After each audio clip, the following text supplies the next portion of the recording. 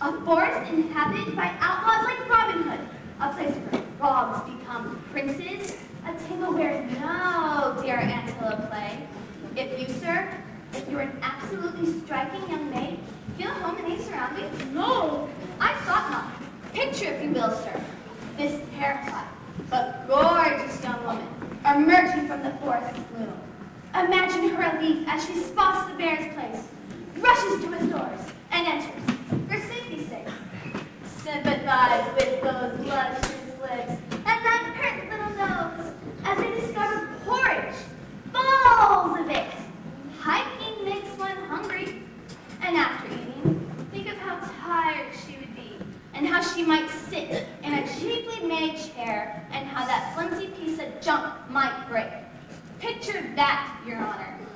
Now, fatigue strikes this raving beauty. She's tired. She's pooped. She goes to bed. She awakens to the stares of the bears. She screams loudly, but in good taste, and dives through a window screen to safety. I submit, sir, that it's your duty to help me save this ravishing beauty. I agree. This handsome little creature is obvious. I object, Your Honor. We haven't even heard from the witnesses yet. Witnesses?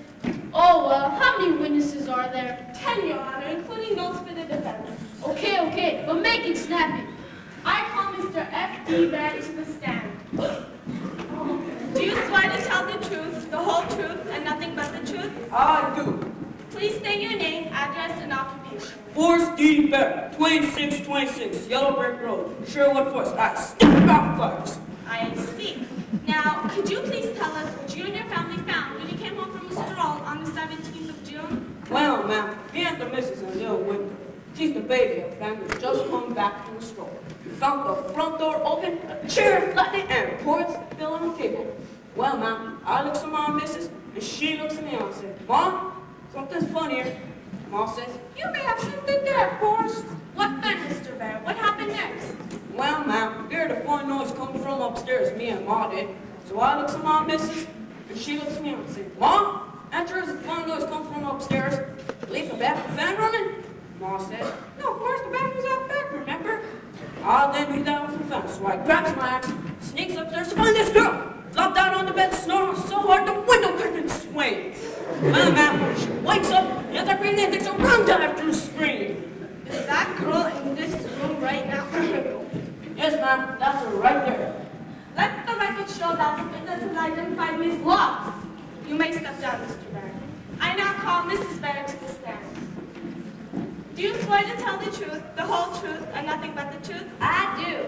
Your name, address, and occupation, please. Bonnie Bear, same address as Forrest. I'm a homemaker and a dead mother. Now, madame, could you please tell us what you saw on June 17th? Well, it was just like Forrest said it was. We came home to a mess, a terrible mess. Forrest spilled on my lovely lace tablecloth, a chair that saw generations of brothers that have been food and gut. And that creature over there, she even got me to on a pill cake. Disgusting. You've identified Miss Locks as the intruder. Did she say anything? Nothing. That's what she screamed. Bloody murder, threw herself out the window, and ran off into the woods. Thank you, Miss Bear. Have you anything else to add? I hope that trap gets very big within the slammer. Whew. I now call Little Winthrop Bear to the stand. Right over here, lad. Now then, Winthrop, don't be nervous. Just tell the judge what happened at your house. Well, there was this lady. Is that the lady? Yes. And what was this lady doing? Sleeping. She was sleeping. Sleeping? And did she break a chair?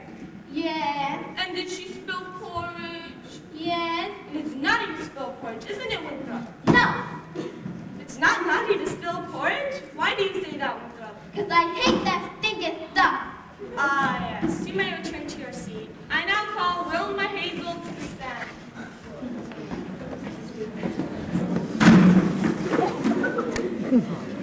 Do you swear to tell the truth, the whole truth, and nothing but the truth? I did, Daddy. Please tell the court your full name, address, and occupation. Sure enough, dearie. My name is Wilma Hazel. My cottage is at 77 Warlock Lane. I'm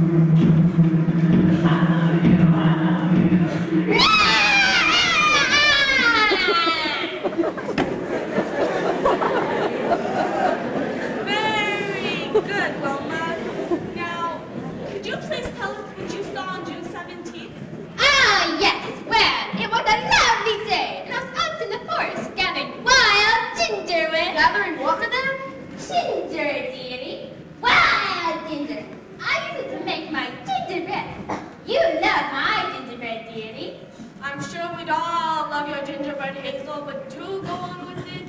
Oh, yes. Well, I had a full sack of ginger and was heading home. My boss began to flick his tongue and hiss like all get out. Boris, there was another witness present. The matter is thinking, dearie.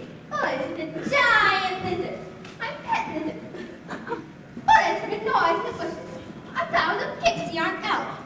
Boris can't stand pixies or elves. They pulled his tail. And what was Boris hissing at? Why, a girl came crashing through the woods. She was wild-eyed and frantic. She knocked a sack of ginger right out of my hands, and before I could cast a spell on her, she was gone. Is that girl in this room right now? I believe that's her there. Your Honor, I have a question for the witch. Ask it. Tell me, Hazel, can you read this? Read what, dearie? This chart? What chart? Your Honor, this old crone's blind as a bat. She couldn't possibly identify the person who ran by her in the woods. I agree. Hazel, you may return to your seat. Very well, dearie. If you ever out my way, stop by for lunch. Boys and I would love to have you for lunch. Oh. I suppose. Mrs. Prosecutor, have you another eyewitness? I do, Your Honor. Will Mr. Wolf please take the stand? Do you swear to tell the truth, the whole truth, and nothing but the truth? Hey, Mama, would I lie to you? I mean, like, wow, you know, just about women. I think he said I do. Please state your full name, address, and occupation. Hey, nigga, Mama, the cats all call me Duke, cause I'm the main man, boy. The authorized version, babe. Your given name is what we want. Oh, man, not the one my old lady hung on me. I mean, like, Duke this boy. We need your legal name. Harry. What? Louder, please. Harry Wolf. Harry Wolf. Now then, Harry, tell us where you live and what you do. Well, right now I got a cabin in wild woods, right near Louisville. And that's for making my bread, I'm diversified. Like, I'm a jack of all trades. I'm in the pork business for one thing. I do molly shoppers, and on special occasions I do female impersonation. Go watch the tunic, you know what I mean? I can see that. Now, you were in the woods in the day question, I believe. Tell us what you saw. Well, I was over by the bridge practicing snapping my fingers with it. You were practicing snapping your fingers? Right on, man. Gotta do it. See, I got my CD player plugged in my ear, and I'm catching up some crazy vibe. And I'm going to a disco at night. So I'm practicing, see? Then this groovy little chick comes skipping over the bridge, and Chick? Are you referring to this lovely young lady here, sir? that's the girl I'm talking about. A caution to you, sir. In my courtroom, Miss Amanda Murlock shall be referred to as a lady. Sorry, Judge. Anyhow, well, this chick, I mean a lady, comes skipping over the bridge, and she's in a hurry, dig? So I steps up to her, and I say, "Hey, mama, what's the big hurry?" And she looks at me with those big baby blue eyes and says, "Get lost, turkey." Your Honor, I object to this witness. It is a well-known fact that he's a cheat and a liar. He's disreputable. He's still shit. Your Honor, the witness is on trial here. Goldie is an Her name is Amanda. Amanda Marie, Judge Pooh. Ah, yes, Amanda Marie. Your Honor, may I ask the witness a question? I believe we can clear this all up. Now then, Harry, would you tell us what the girl was wearing when you saw her at the bridge? Do you remember? Hey, baby, there's a dog scratch, please. Me, forget chick. No way, baby. This girl was wearing red. Her jeans were red. She had a red sweatshirt that said Lansdale and this fucking red cape. I mean, like, wow, you know, the red tennis shoes. How was that for me? Old Duke here will never forget the dog.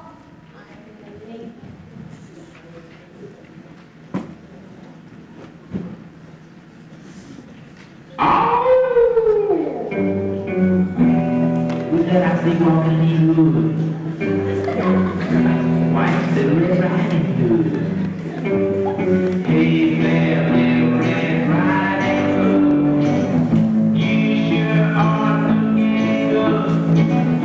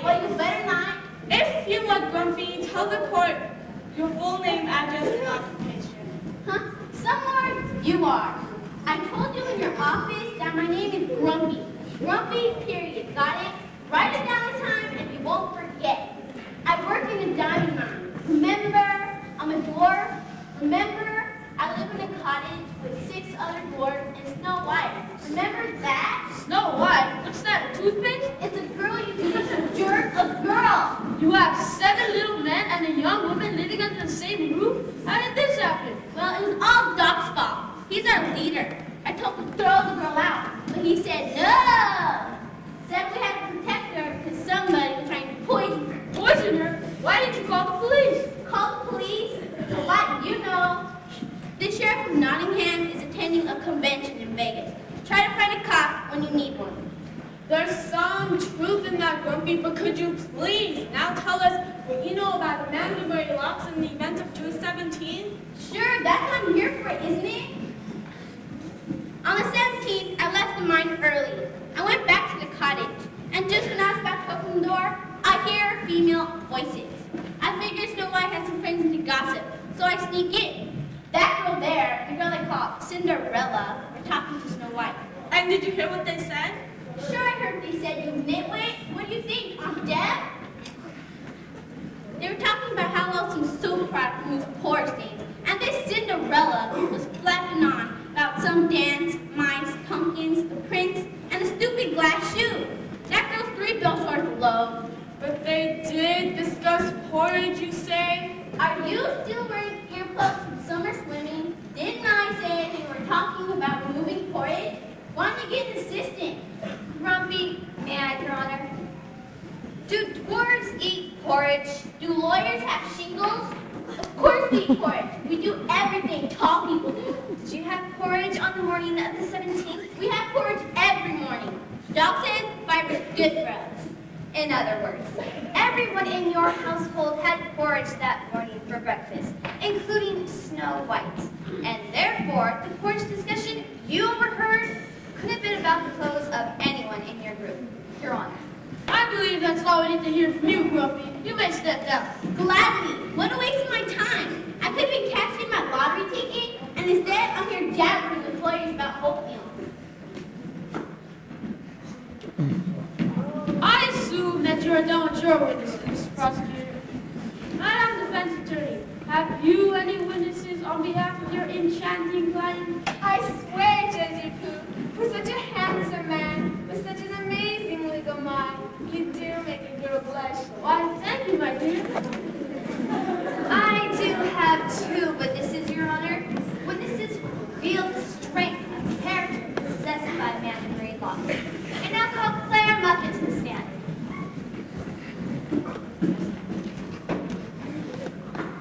Miss Muffin, may I inquire as to what you are looking for? Spiders, sir? She said spiders? She said spiders.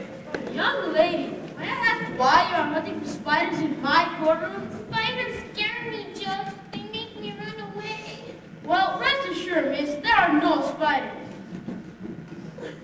That's easy for you to say, Judge. You've never seen a spider up close. They're awful. They're big and black, and they hang from a string. Miss Muffin, this courtroom has been sprayed. That's easy for you to say, Judge. You've never seen a spider up close. You've never seen a spider close. They're awful. They jump in your curtain way. Your Honor, you can see how nervous this poor girl is. Maybe I can help. May I borrow your gavel? My gavel? There, Clara. Don't be frightened. Now here's what you do. You take this big hammer, and if a nasty old spider gets near you while you're talking, you just hit that spider until he's all squashy. Will you do that? Now then, you will tell the truth, the whole truth, and nothing but the truth, won't you? And now tell the judge your name, where you live, and what you do. I'm Clara Muffet. I live on Hammond Rye, and I test tuffets. You test tuffets? Just what is a tuffet? Well, a tuffet is sort of like a chair, only without legs. Well, actually, it's closer to a footstool, only bigger. And sit on them to eat curds and whey. And these things need to be tested? Oh, indeed, Your Honor. The tuffet factory insists on testing. Why, if a spring should pop loose on an unsuspecting customer, the tuffet factory might have to recall a whole bunch of tuffets. I see, a tuffet tester. You know, you're the first person I May we delay this discussion and have the witness testify? What? Oh, yes, surely. Do go on. Thank you. Miss Muffet, do you know Amanda Marie Locks? Yes. Are you a friend of hers? Oh my, yes. How long have you known Miss Locks? Well, it was a year ago last spring. Oh yes,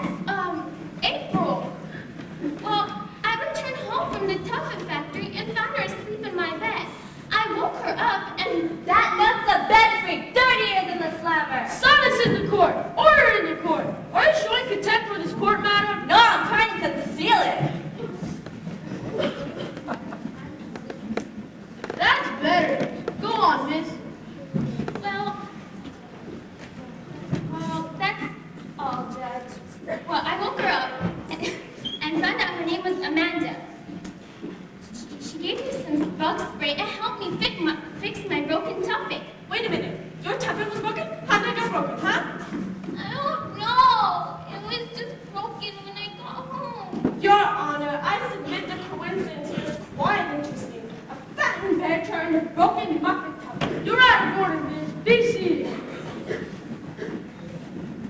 Well, that's all, Judge. But me and Amanda have been friends ever since. And I know Amanda's a nice person and would never do the nice things they said she did. Thank you, my dear. We agree that Amanda is a nice person.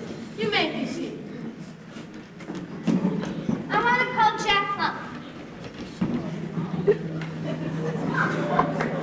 Do you swear to tell the truth, the whole truth, and nothing but the truth? Why, sure I do, friend. I always do. I'm honest as the day is long. I trust everybody, and everybody trusts me. I'm sure that's so. And will you give your full name, your place of residence, and your occupation? Glad to, friend. Name's Jack Dudley Clump. People who know me real well call me Dud. But Jack Dudley Clump is my real name. And your residence? My what? Where do you live? Oh, that, well, I used to live out in the country. You know, south of town, where the beanstalk goes way up in the clouds. But Ma got mad a while back about a kettle dam leak. Threw me out. Got a room at the infant plant. And your occupation now, Jack? My what? What do you do to make a living? Oh, that, well, my friend, like I said. I used to be in the cattle business. But now I'm growing beans. I'm in competition with the giant green jack. A bean grower. Very good. Now then, you are a friend of Miss Locke's, are you not? I sure am, friend. Think the world of that girl. I met her at the inn. She sings and dances down there.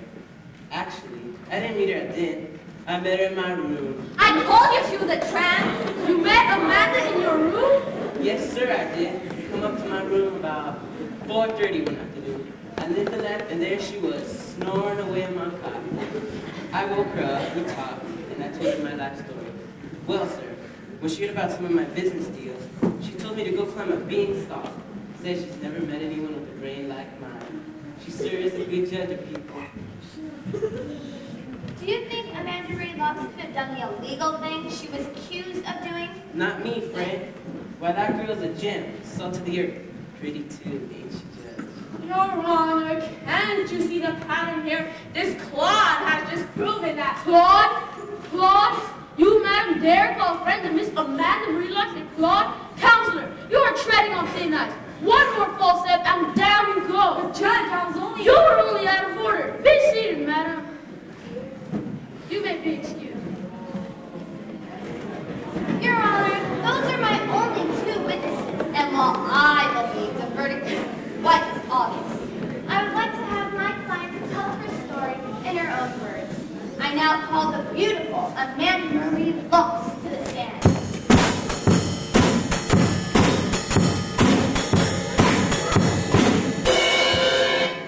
Do you swear to tell the truth, the whole truth, and nothing but the truth? Why, sure. And now will you give your full name, your place of residence, and your occupation? My name is Amanda Marie Locks, but my real good friends call me Goldie. I have a room at the inn, and you can say I'm an entertainer. I sing and dance. Look at me, I'm Goldie. I've got hair so curly. I love the judge and he loves me. Oh me, I'm Goldie. I'll bet you're a wonderful dancer, Amanda. I think Goldie. I try. When I come out, you catch my ass.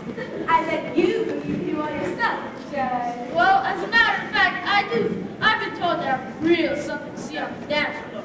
By the way, my name's Wally. My real good friends call me Wally. Why then, I just think I'll be forced to call you Wally too. Your Honor, I do appreciate your admiration for my client, but I do think we ought to get on with it. Oh, yes, surely. Do go on. Now, Goldie, some of those people over there have said you broke into the Bears Cottage on the 17th, destroyed some of their property, messed up a tablecloth, and ruined a screen window. How do you respond to these accusations? Oh, I'm innocent, extremely innocent, Your Honor. Why,